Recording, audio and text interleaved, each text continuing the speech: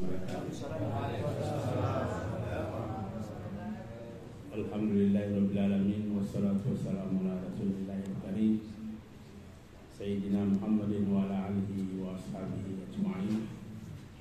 Allahumma la ilma lana illa ma'allamtana innaka antal alimul hakim. Fa'allimna ma yanfa'una wa anfa'na bima 'allamtana. Allahumma ja'alna mimman yastami'una al-qawla fayattabi'una ahsana. Wa la taj'alna mimman 'arada 'an dzikrik fa inna lahu ma'isyatan danka. Wa adkhilna fi ibadikas shalihin bi rahmatika ya arhamar rahimin. Yang pertama, kita menjalankan alena durta para jamaah yang akan menjalankan. Saya waktu beliau mengundang saya bingung apa saya mau bilang di depan para ahli tarekat. Iya, betul. Yang muncul di hati saya ini karena di depan kita adalah para ahli tarekat. Jadi sepertinya yang kita mau bicarakan sudah dilakukan. Ya. Jadi yang mau dibicarakan itu adalah apa yang telah dilakukan oleh para ahli tarekat. Ya, kita hanya mau mengulang saja. Karena kalau diulang-ulang biasanya yang bagus. Ada fenomena di kalangan kita, boleh jadi di antara Nahdiyin sendiri, ada asumsi, ada persepsi yang harus diluruskan, bahwa sepertinya yang menekuni tarekat hanya mazhab Syafi'i. Ini yang harus diluruskan. Tidak. Semua mazhab itu menekuni tasawuf, menekuni tarekat. Cuma yang konsisten meneruskan amalan itu adalah yang mengikut pada Imam Syafi'i, khususnya di Indonesia. Tetapi di luar Indonesia, baik mazhab Hanafi, mazhab Maliki, Ahmad bin Hanbal tekun dengan tarekatnya, dengan tasawuf. Saya kira teman-teman yang dari Timur Tengah banyak pengalaman kita seperti itu. Saya termasuk pernah di Sudan. Di sana banyak pengikut Hanafi, banyak pengikut Hambali. Kita bersama-sama dalam suatu kegiatan tarekat. Ini yang perlu diluruskan. Jadi sangat mengherankan kita kalau dia penganut atau pengikut atau pelaku dari salah satu mazhab dalam mencelah tasawuf tarekat, artinya kedurhakaan besar. Kenapa? Durhaka sama gurunya.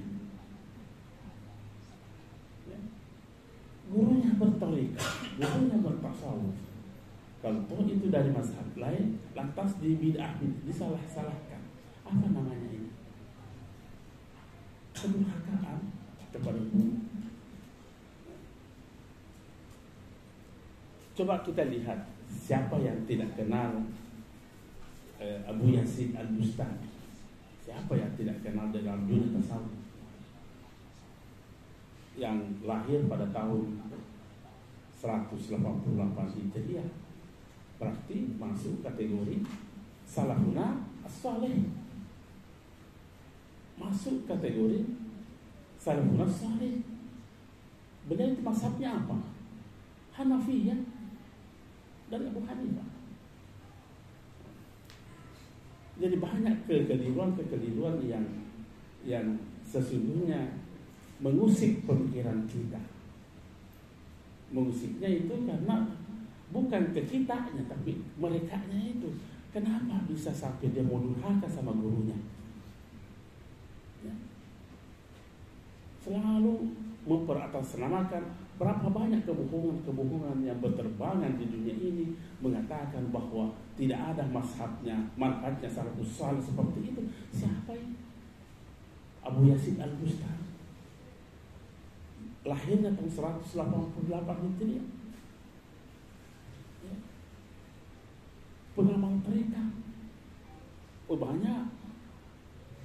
Saya kira tidak ada yang tidak mengenal ini. Kalau membaca referensi itu Abu Yazid Al-Bustami. Siapa juga yang tidak mengenal Abdul Qadir Jailani? Apa mazhabnya beliau itu? Beliau menekuni Syafi'i dan beliau menekuni Hambali.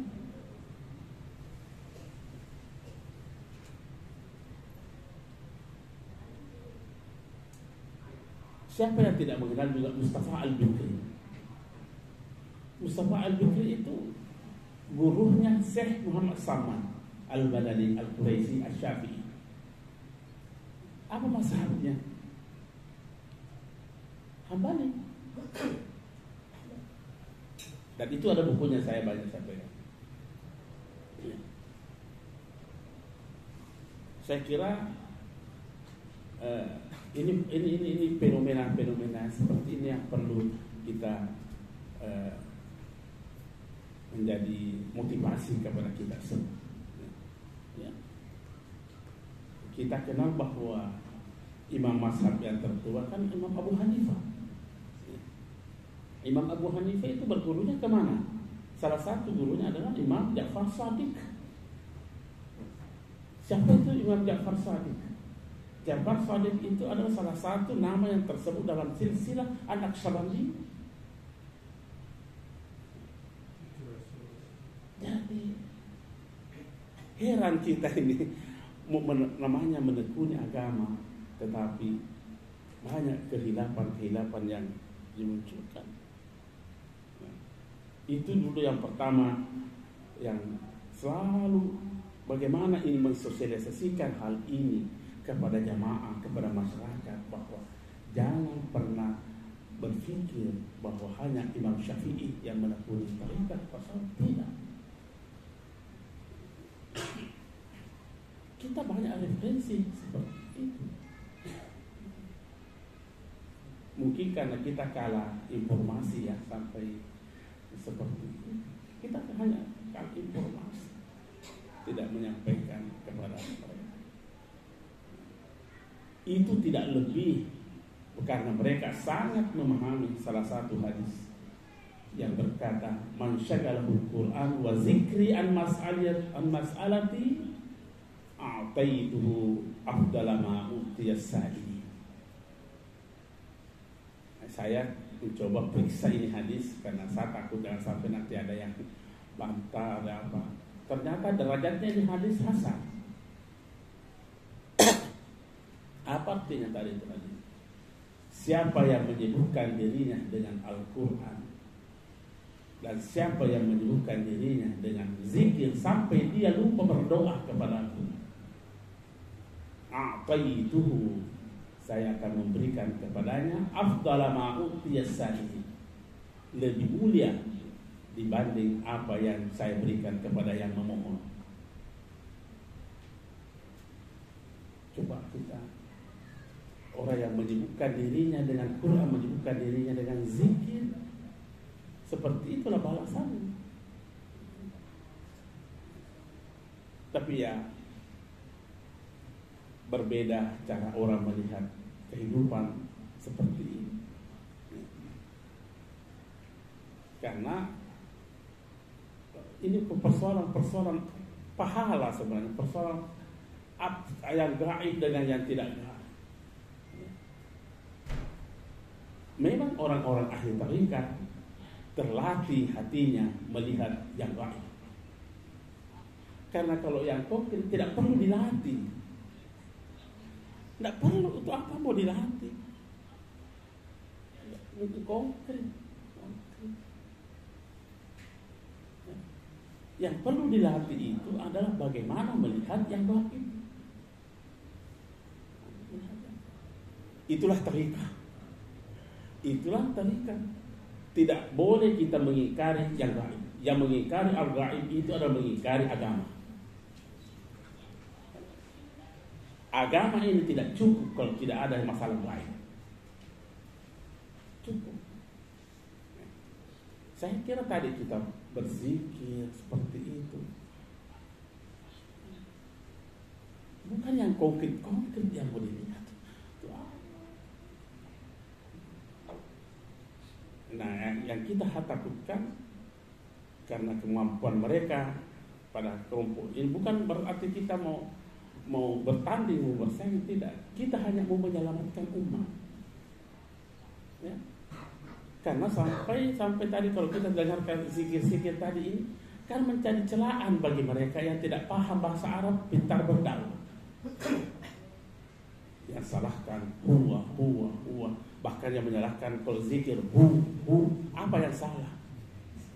Orang yang menyalahkan pada hari itu orang tidak tahu bahasa Arab. Ya. Di mana letak salahnya huwa? Di mana letak salahnya hu? Huwa itu dua huruf, atau kita bahasa modern itu dua morfem, ha dengan waw. Haknya itu yang menjadi kata ganti, wawnya itu menjadi menunjukkan jenis. Hiya, haknya untuk menunjukkan kata ganti, iyanya untuk menunjukkan jenis. Hum menjadi haknya menjadi kata ganti, m-nya, mim-nya menunjukkan al-jumlah. Dikiranya satu, masa dua.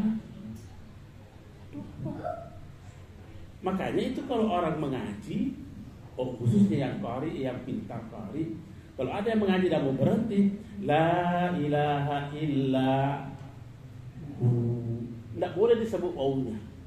Tidak boleh disebut waw. Kenapa? Itulah ilmu tajwid. Jadi kalau ada yang mengaji la ilaha illa huwa, ini perlu belajar tajwid lagi kalau begini. Nah, yang menyatakan seperti itu apa dia bilang? Ini yang kita mengancamnya jamaah kita. Siapa seandainya orang ini hidup di zaman Abu Umar bin Khattab, maka pasti dikandato kepalanya berbahaya. Ya kita dengar begitu. Jadi kita mau berkata, seandainya orang ini yang berkata begini hidup di zaman Umar, dialah yang dikandato kepalanya berbahaya. Karena apa? Tidak tahu bahasa Arab, berdakwah seperti ini. Nah, seperti ini yang kita khawatirkan. Kita sebenarnya bukan mau apa, hanya mau menjaga umat, mau melihara umat. Jangan dibodoh-bodohi umat itu. Jangan dibodoh-bodohi. Artinya apa? Kalau tidak tahu, diam. Lebih baik diam daripada ngomong yang begini. Ya. Kan tarekat itu ada mursyidnya, ada pembimbingnya.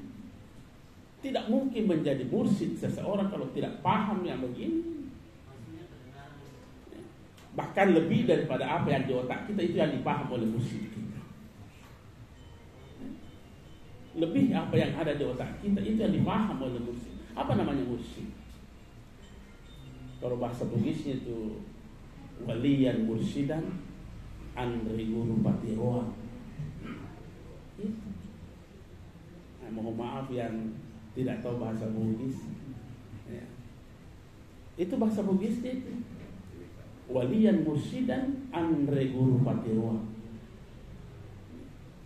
Dan tidak boleh tidak ada itu. Saya pernah berkata bahwa sesungguhnya yang namanya wali mursyid rukun daripada kehidupan ini. Sepertinya tidak sah hidup itu kalau tidak ada mursyidnya. Siapa yang bilang? Al-Quran. Coba kita baca di surat Al-Kahfi. Man yahdillahu fahuwa wa man yudlil falan tajida lahu waliyan mursyidan. Siapa yang disesatkan oleh Allah, maka kamu tidak akan mendapatkan baginya seorang wali mursyid. Kalau begitu, ada enggak wali mursyid? Ada. Bahkan menjadi rukun hidup. Kenapa orang tidak? Karena dia tidak menemukan. Kenapa tidak menemukan? Sesat. Coba kita cermati itu ayat ini. May yahdihillahu fahuwal muhtadi. Siapa yang diberi petunjuk oleh Allah, dialah yang orang yang akan mendapatkan hidayah. Wa may yudlil, dan siapa yang disesatkan, kamu tidak akan menemukan seorang wali mursyid. Berarti ada, cuma mereka tidak menemukan. Kenapa tidak menemukan? Ya. Coba kita periksa semua kata-kata, dan inilah yang dipakai oleh guru-guru kita dalam menyebut pembimbing kita yang namanya mursyid. Bukan yang lain. Mursyid. Kenapa? Karena kata-kata mursyid itu saya periksa dalam Al-Quran, tidak ada satu pun yang konotasinya jelek. Semua mengarah kepada bimbingan hati yang baik. Boleh diperiksa itu. Apa memang rasyadah itu? Rasyadah itu kan menghancurkan kesesatan. Itu di lisanul Arab itu boleh nanti lihat itu apa arti itu. Di lisan menghancurkan kejahatan, kesesatan, menghapuskan kesesatan. Kalau kita lihat naqidud dalal, itu naqidud dalal. Bahkan rasanya itu hadahu. Ada mengatakan arsyadal khalqa ila masalihi, memberi petunjuk kepada seluruh ciptaan ini kepada kemaslahatan. Tujuan hidup ini kan kemaslahatan. Jadi kalau tidak mendapatkan begitu, bagaimana mendapatkan al-maslahah? Tidak ada musyidnya. Nah, betapa banyaknya itu dalam Al-Quran yang tidak mungkin kita bisa memahami tanpa bimbingan. Ya. Betul, nanti kita akan lihat contoh-contohnya. Tidak mungkin kita tanpa ada yang memberi tuntunan. Dan yang memberi tuntunan itulah yang kita sebut dalam tariqah namanya mursyid. Coba kita periksa di salah satu ayat itu di surah Al-Baqarah. Wa isa sa'alaka ibadi anni fa inni qarib ujibu da'watad da'i idza da'ani falyastajibuni wal yu'minu bi la'allahum yashkurun. Kenapa pada ayat sebelumnya kutiba alaikumusiyam kama kutiba alal ladzina min qablikum? Apa ujungnya ayat itu? La'allakum tattaqun. Ketika berbicara menyangkut masalah ibadah seperti puasa dan itu ujungnya tattaqun. Ketika berbicara menyangkut masalah keyakinan, akidah, kema'rifahan, ujungnya apa? La'allakum yashkurun. Bukan la'allakum. Mudah-mudahan mendapat ilmu rusdah. Mendapat ilmu rusdah. Kenapa? Karena memang ada energi pada mursyid itu yang kita tidak mampu melihatnya.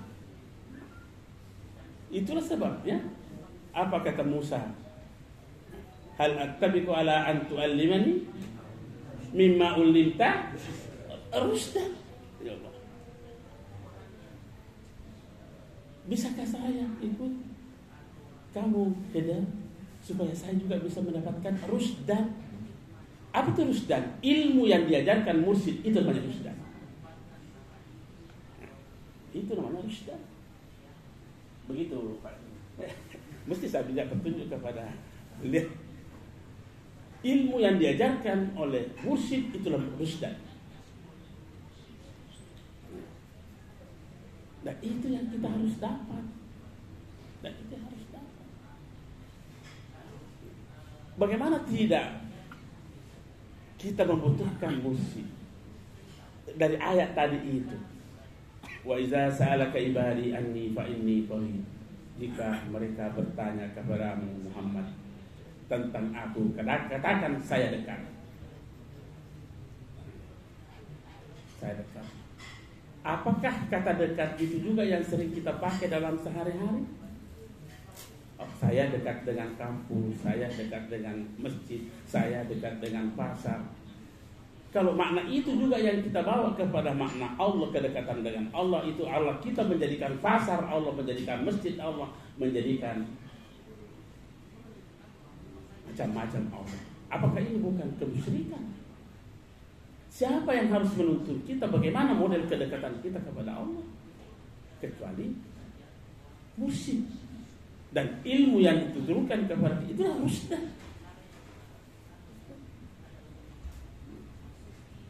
Kita bersyukur adanya zawiyah-zawiyah seperti ini. Di sini akan bertemuran rusdan. Berbahagialah kita bisa mendapatkan siraman-siraman rusdan di tempat yang seperti ini. Tidak banyak yang seperti ini, tidak banyak. Makanya lebih banyak itu jahat dibanding orang baik. Iya. Saya hanya menerjemahkan jauh lebih banyak orang jahat dibanding orang baik. Jauh lebih banyak. Karena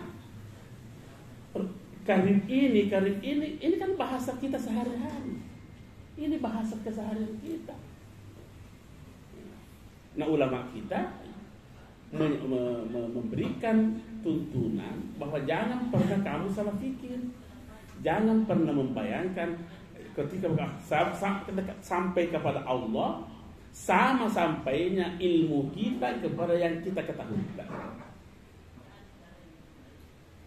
Tidak boleh kita membayangkan sampainya kita kepada Allah sama sampainya akal kita kepada yang kita akali.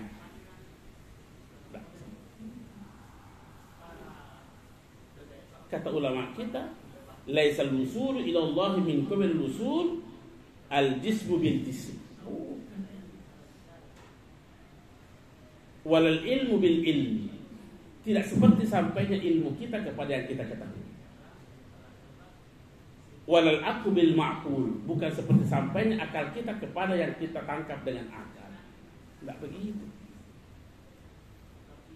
Walal wahmu bil mawhum, bukan juga seperti sampainya angan-angan kita kepada yang kita bayangkan. Oh, tidak begitu sampainya. Bagaimana memahaminya itu? Rusdan.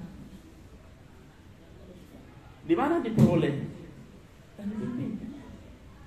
Makanya siapa yang disesatkan lan tajidalahu waliyan mursyida. Makanya pamakna usul kata ulama kita biqadril inqita'. Sebab apa keterputusan kita dengan itu sampai. Seandainya kita mau membuat ilustrasi untuk mempermudah pemahaman kita terhadap namanya al-usul itu. Ketika kita melihat cincin dengan cincin, apa yang kita lihat? Mungkin kita melihat cincin, berarti sama sekali tidak usul terhadap emas. Tidak usul terhadap emas. Hak usulnya hanya kepada cincin. Bagaimana bisa usul kepada emas sampai kepada emas? Al-inqita, lepaskan itu emas cincin. Lepaskan itu cincin. Itulah usul. Kalau kita membuat ilustrasi seperti itu. Jadi tidak seperti usulnya sampainya kita kepada antara jism dengan bil jism. Har al-inqita. Nah, disinilah berlaku kaidah al-farqu wal jama'u. Siapa yang bisa menuntut kita tentang al-farqu wal jama'u itu? Musyrikin. Apa itu al-farqu wal jama'u? Membedakan dan menggabungkan. Bagaimana ini? Menggabungkan dan membedakan dan menggabungkan. Kita mau bagaimana pemisahannya antara emas dengan cincin? Bagaimana pemisahannya antara tinta dengan huruf? Itu al-farqu di situ bagaimana? Kebersamaannya bagaimana? Di mana letaknya? Coba lihat. Dekatnya tinta dengan huruf, di sebelah mana tinta dan di sebelah mana huruf? Bisa?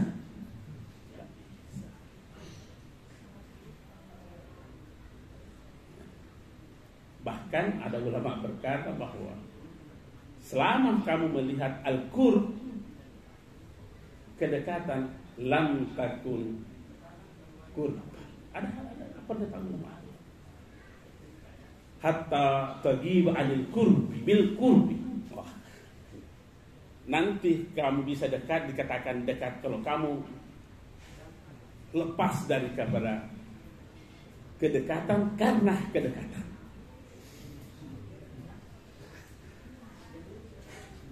Hatta tagiba anil qurbi bil qurbi. Siapa yang bisa menuntun kita?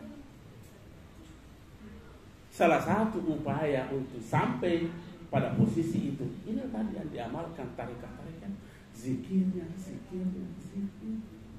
Karena di situ ada energi yang sangat dahsyat dalam zikir. Cuma kadang orang yang tidak peduli, orang zikir, dia tidak tahu bahwa sungguh sangat dahsyat energi pada zikir.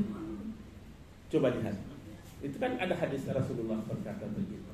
Seandainya kalimat la ilaha illallah diletakkan di satu kifah, ada satu kifah, piring timbangan, piring timbangan. Wa la ilaha illallah fi kifah, la ilaha fi kifah, was samawati sab'u wal ard fi kifatin ukhra. Seandainya diletakkan la ilaha illallah di kifah, satu kifah di timbangan, bumi dan langit beserta isinya di satu timbangan lain tidak goyang ini. Tidak goyang. Tidak goyang. Kekuatan apa yang ada pada la ilaha illallah ini? Yang la ilaha illallah. Itu panjangnya. Sepanjang la ilaha illallah, di mana pusatnya di situ? Allah. Jadi orang berzikir Allah, itulah sentralnya juga. Masih bisa disingkat, masih bisa. Huwa. Masih bisa. Sampai ada di masyarakat, di salah satu kitab itu adalah mengatakan sampai tidak ada bicara dan itu bisa menjadi zikir.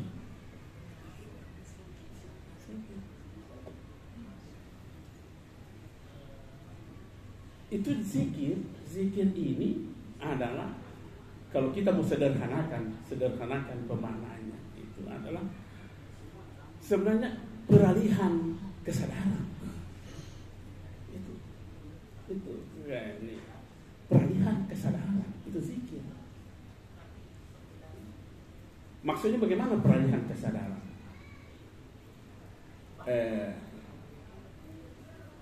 Mampunya kita menghadirkan yang gaib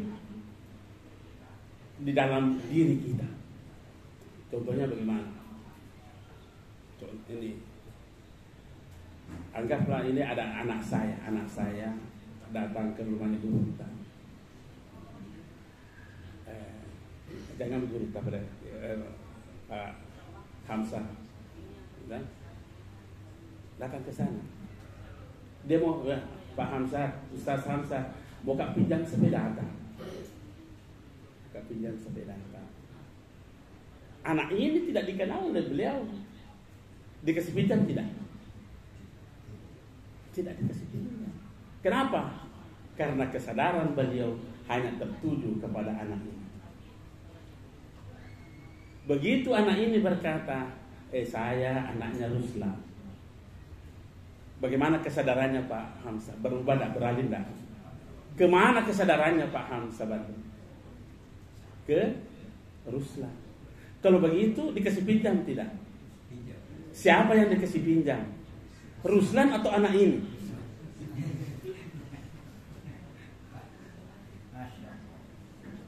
Siapa yang dikasih pinjam? Anak ini atau Ruslan? Kalau Ruslan, ada ke Ruslan di situ. Ini namanya kerja zikirnya malaikat. Jadi jangan lagi selalu mencelah sujud kepada guru. Sujud ke guru itu pada hakikatnya sujudnya kepada siapa? Kepada apakah sujudnya malaikat kepada Adam lantas kita katakan musyrik Adam, musyrik malaikat karena sujud kepada Adam? Mungkin berani berkata begitu. Karena kelihatan malaikat sujudnya ke Adam. Pada hakikatnya sujudnya malaikat ke Adam itu pada sujudnya kepada siapa? Ada siapa di mata kita di situ? Ini kan rusdan begini yang harus yang berteguran di dalam tarekat. Memang di dalam memahami teks-teks Al-Quran perlu mursyid.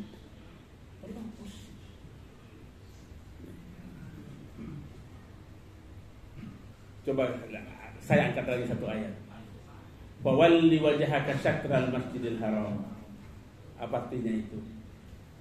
Hadapkan ya maksudkan mukamu di sini adalah dirimu, karena tidak mungkin kita balik begini diri kita kan. Persoalannya apakah hati harus ikut menghadap ke Ka'bah? Tidak boleh. Adakah disebutkan di situ?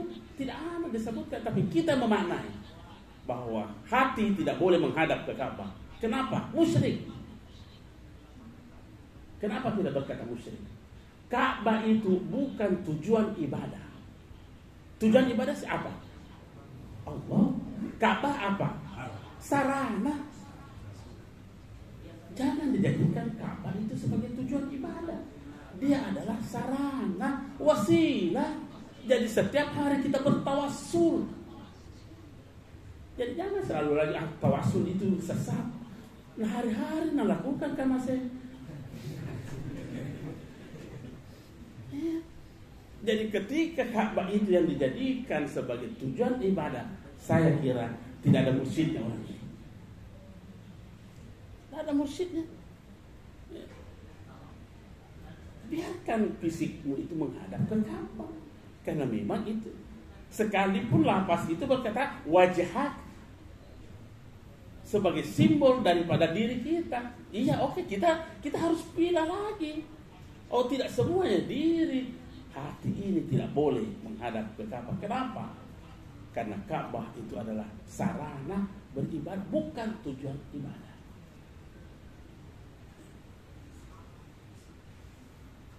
Gara-gara tidak ada mursyidnya, kacui-cui. Jadi itulah saya katakan bahwa, tapi ini istilah saya, kalau salah tidak apa-apa, ini kan bisa jadi. Mursyid itu rukun daripada kehidupan ini.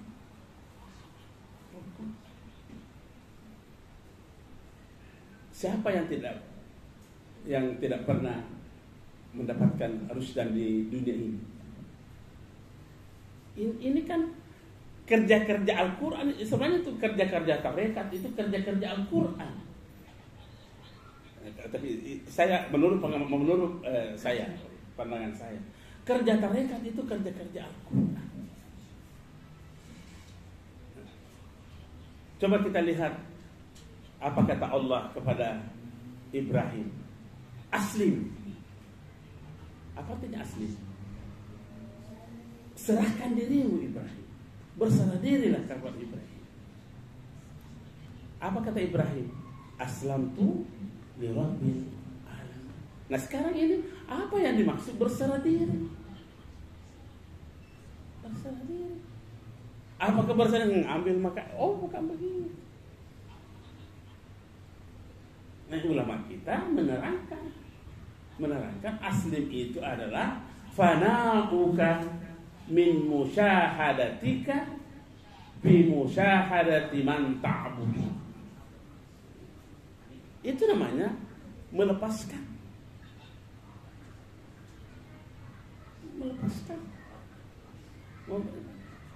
Min itu adalah min as-sababiyah. Fana'uka min musyahadatika. Apa mau diterjemahkan fana'uka itu dalam bahasa apa itu? Tidak adanya pengakuan terhadap eksistensimu disebabkan karena penyaksian terhadap yang engkau sembah. Itu kan kerjakan. Ini kan yang dituntunkan oleh mursyid kita. Dari mana mursyid kita ambil? Dari kerjanya Al-Quran. Asli. Jadi kerja mursyid dan kerja Al-Quran. Makanya yang keluar dari mursyid kita itu adalah tuntunan seperti ini.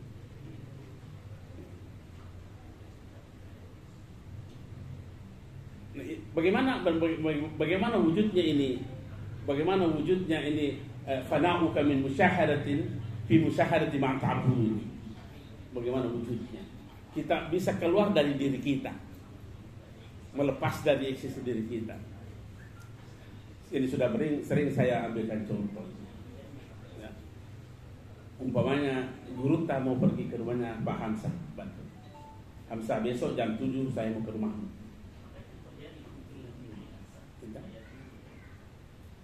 Maka Pak Hamzah Badrun yang biasanya mandi jam 7, maka dia mandi jam 6. Karena guru mau hadir jam 7. Sebagai Pak Hamzah mandinya jam 7. Jadi kalau begitu siapa yang mandi jam 6?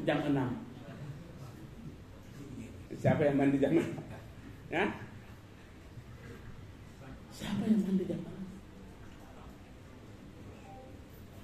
Dia sudah meninggalkan dirinya. Kenapa? Mulai dari ujung rambut sampai ujung kaki yang ada geruta. Jadi kalau begitu yang mandi geruta. Bukan Hamzah.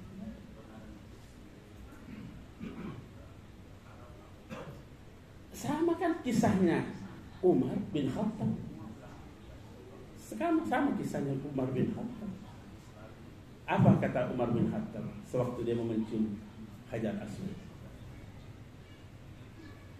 Kau batu tidak lebih daripada batu. Kau batu tidak lebih daripada batu. Tidak mendatangkan manfaat dan tidak mendatangkan mudarat. Tapi seandainya laula an ra'aitu Muhammadan sallallahu alaihi wasallam kabbalaka ma kabbaltuk. Seandainya saya tidak melihat Muhammad menciummu, saya juga tidak mau mencium.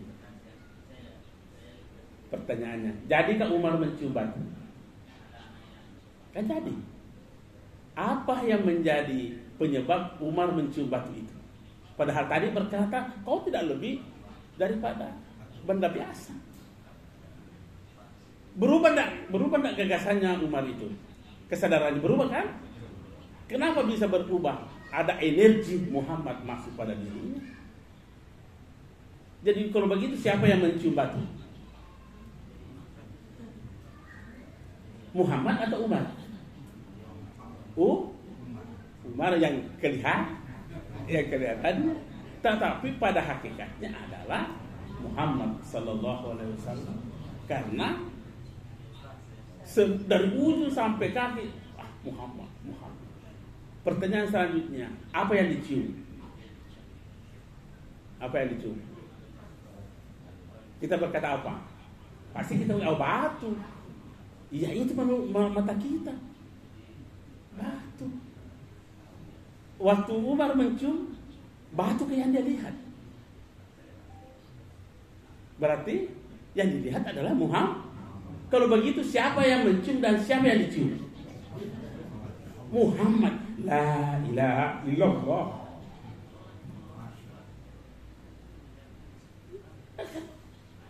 Lau mawjuda bihaqin, tidak ada yang hak ada. Jangan lucu. Dan ini yang dibimbingkan oleh guru-guru kita dalam tarikat. Dan banyak contoh-contoh hadis, ayat pun atau, tapi kita yang tidak mau memberikan diri kita kepada mursyid kita. Itu harusnya menjadi ini tidak ada ilmu di atasnya itu, Pak. Tidak ada lagi ilmu di atasnya tadi itu, bahwa yang sesungguhnya mencium dan yang dicium.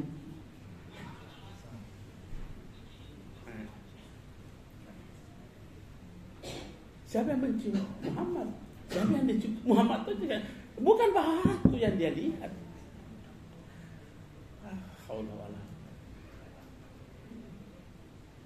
Makanya tadi ilmu ini adalah ilmu rusdan ini. Inilah ilmu rusdan dari para musik kita.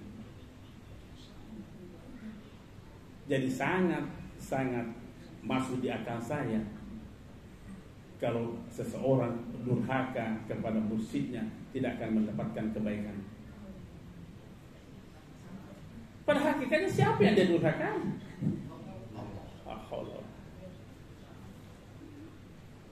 Mungkin bagi mereka yang tidak menekuni jalan seperti ini, sama ji, ada orang kasir.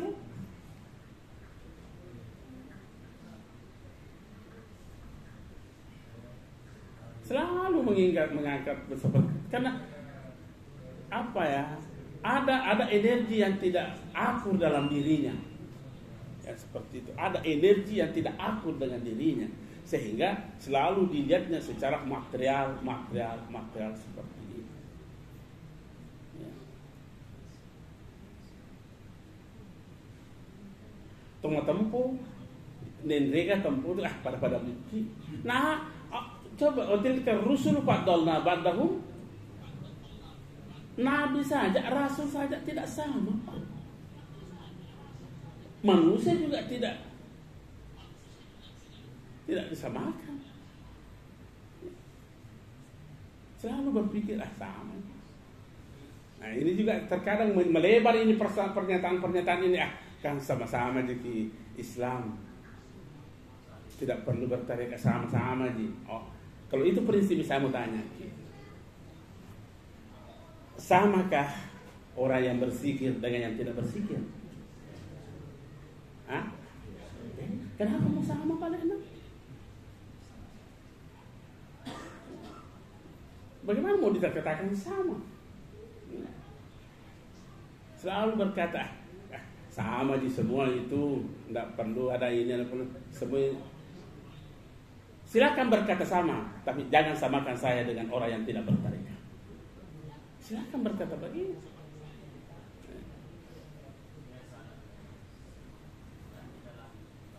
Samakah orang yang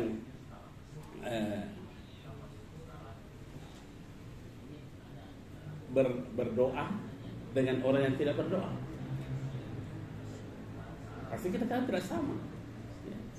Jadi kalau mau berkata begitu sama, silakan berkata begitu, tapi jangan samakan saya dengan Anda.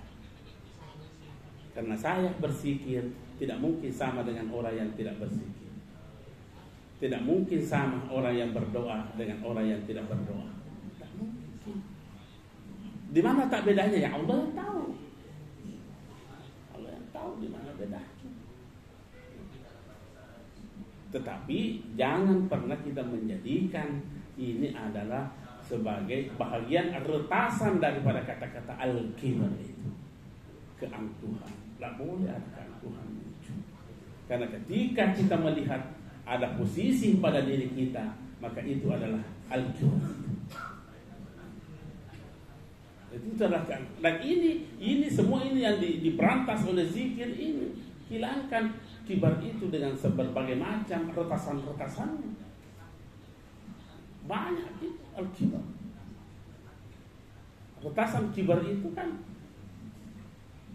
siapa yang melihat dirinya sebagai ahli ibadah, pada hakikatnya itulah tidak ada ibadahnya orang itu. Karena sudah diracuni oleh al-kibar. Karena melihat ada posisi pada dirinya. Bahkan melihat saja keikhlasan kita, oh sudah bukan ikhlas itu. Ada ulama berkata, man syahida fi ikhlasihi ikhlasan, fa'lam anna ikhlasahu yahtaju ila ikhlasi. Siapa yang melihat dalam keikhlasannya ada keikhlasan, ketahuilah bahwa keikhlasannya itu masih membutuhkan keikhlasan. Bagaimana bisa seperti itu sampai perlu rusdan? Dari mana rusdan itu? Mursyid. Pernah dulu saya diundang untuk memberikan pernyataan karena ada pernyataan dari salah seorang guru besar di Jakarta mengatakan bahwa yang butuh mursyid itu adalah orang yang di kampung. Wah. Jangan misalnya sebut namanya, kita tahu kalau saya sebut namanya. Tidak perlu katanya la haula wala quwwata, tidak memahami. Teliti dulu Al-Quran, seperti apa kata Al-Quran terhadap ini. Karena kita belum tahu kan.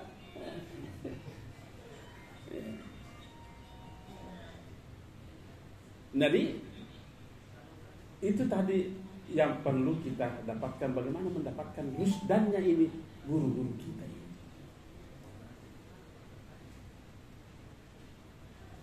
Memang yang diajarkan guru kita adalah zikir. Yang diajarkan adalah zikir. Dari zikir ini muncul energi untuk bisa kita mampu mengalihkan kesadaran kita. Karena selama gagasan kesadaran itu tidak beralih, mentransformasi kesadaran, bukan zikir namanya.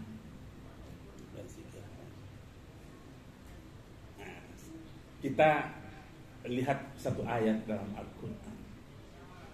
Bagaimana memahaminya? Falamma tajalla rabbuhu lil jabal ja'alahu dakkan wa kharra Musa. Apa artinya itu? Falamma tajalla rabbuhu lil jabal, ketika Tuhannya Musa nampak di gunung. Nampak di gunung. Ja'alahu dakkan. Jadilah gunung itu hancur. Coba cari di sejarah gunung mana yang pernah hancur di sana.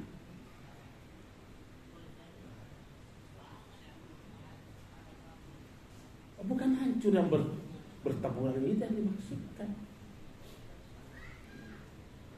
Apa yang dimaksudkan di sini? Dakkan hancurnya itu, Ar-Rabi bin Anas berkata, kashfil gitar wara'an nur. Artinya apa? Kashful gitar itu dia sudah al-fana, Musa sudah bukan gunung yang lagi. Hancurnya gunung itu maksudnya itu tidak ada lagi di matanya Musa tentang gunung. Tidak ada lagi di depannya gunung. Tidak ada lagi nilainya anak itu di depan Pak Hamzah. Yang dia lihat adalah Ruslan, karena sudah kashful kita. Kayak ini tadi Pak Badru Samad ini terhijab. Di mana terhijabnya? Tidak mengenalnya anak ini. Begitu tersingkap hijabnya, maka anak ini tidak ada apa-apanya. Yang ada apa-apanya adalah Ruslan. Itu namanya kasyful kita. Jangan diartikan hancur itu hancur apa ini? Merata dengan bumi. Sama persisnya tadi itu, malaikat tidak melihat Adam sekalipun dia sudah sujud kepada malaikat. Sama dengan Umar, batu dia cium tapi yang ada di, artinya itu batu itu di mata Umar hancur sama sekali, tidak ada apa-apanya. Itu kasyful kita. Mereka yang ada adalah wara'an nur.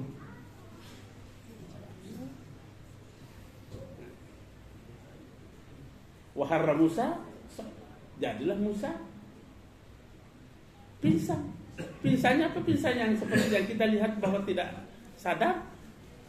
Justru Musa pada saat itu berada pada suprasadar. Suprasadar. Kenapa suprasadar muncul? Karena dia mampu menghilangkan wajahnya gunung, mampu menghilangkan dirinya. Apa kekuatan yang mampu? Karena zikir itu. Coba kita berzikir, la ilaha illallah. Kan menepikan dulu, la ilaha, tidak ada illallah. Kan kita diajarkan oleh guru kita, mursyid kita, makna la ilaha illallah itu apa? La matluba illallah, la ma'buda illallah, wa la mawjuda. Tidak ada yang ada kecuali yang maha ada.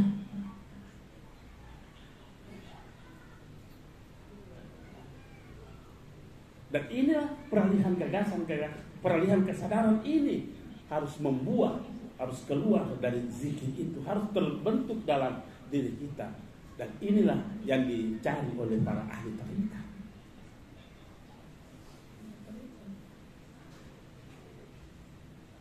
Dan inilah rusdannya guru-guru kita. Rusdannya guru-guru itu pada hakikatnya rusdannya Allah Subhanahu. Saya kira inilah yang sempat saya sampaikan pada kesempatan ini.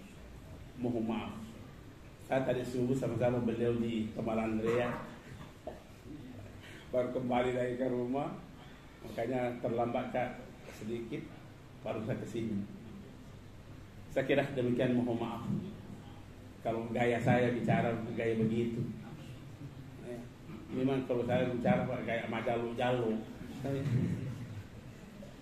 Lebih dan kurangnya mohon dimaafkan. Wallahu a'lam bishawab. Assalamualaikum warahmatullahi wabarakatuh.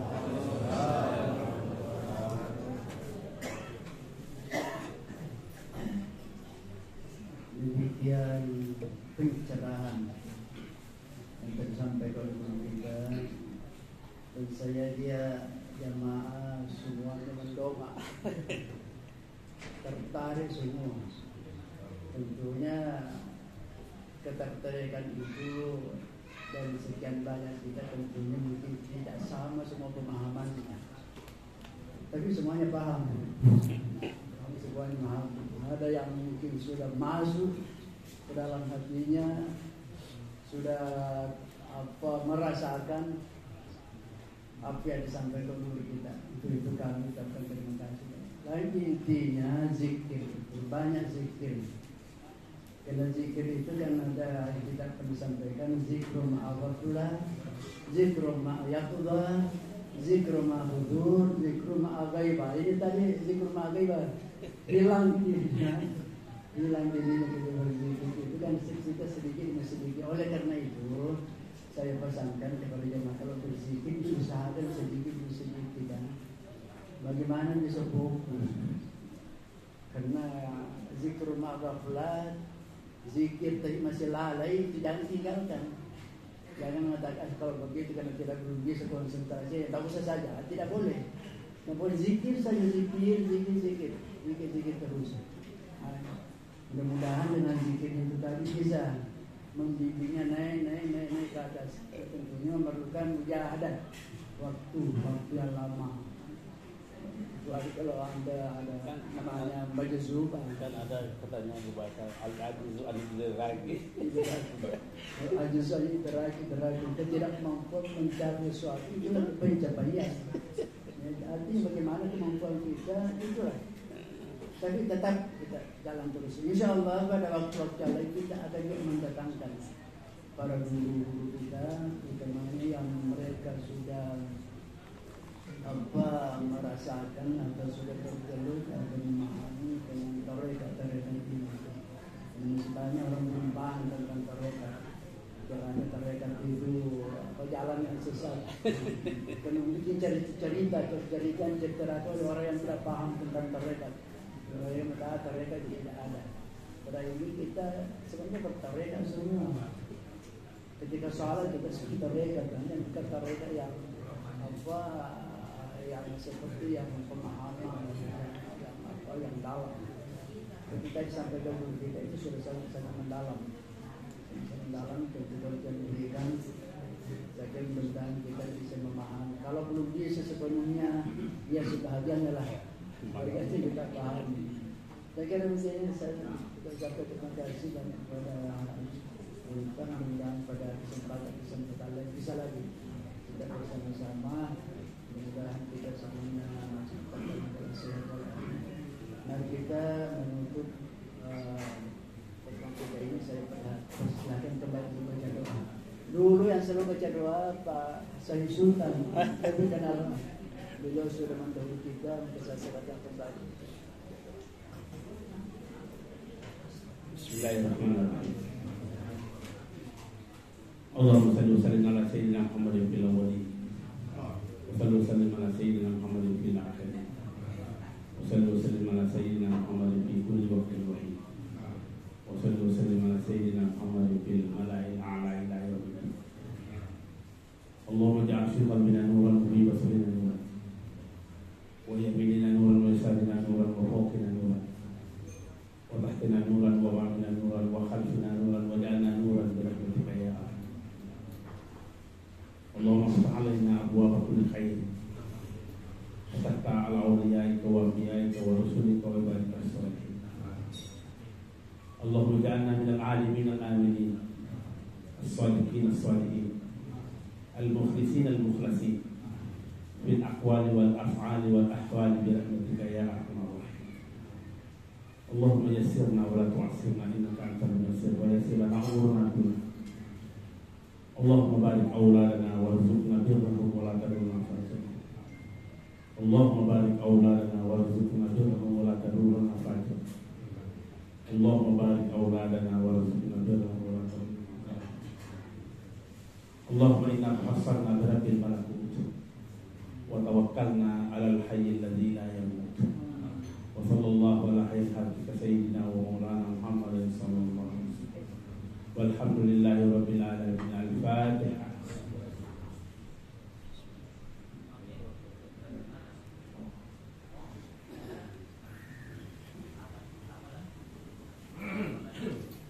Dengan selesainya rangkaian dari pengajian kita pada agama ini sudah selesai. Kemudian penyampaian kepada teman-teman yang mungkin lalu ada mengambil buku, kalau mau menyelesaikan silakan berhubungan dengan diskusi. Kemudian kepada teman-teman dari Wajo yang di Wajo atau di Bolo